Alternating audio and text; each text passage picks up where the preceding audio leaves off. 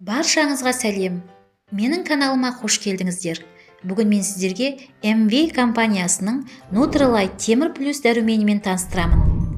Темір жетіспеушілік анемия жер бетінде кең тараған патологиялық үрдіс. Оның саны барлық анемиялардың 80-95%-ін құрайды. Онымен ауыратын көбіне әйелдер. Мәселен, жүкті әйелдердің және 16-17 жастағы қыздардың 60-65%-і осы ауруға шалдығады. Сондықтан да дәрумен қабылдап жүргеніңіз дұрыс.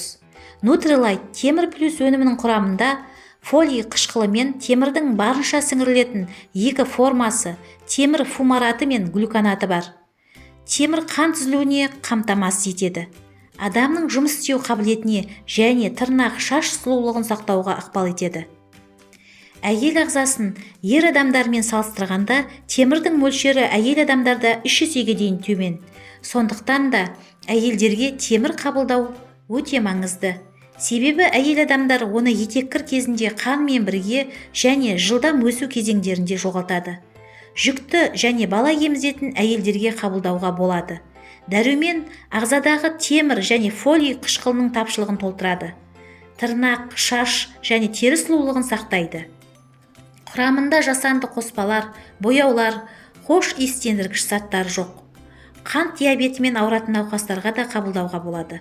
Nutrilite темір плюс дәрумені темір тапшылығының туындауына жол бермейді.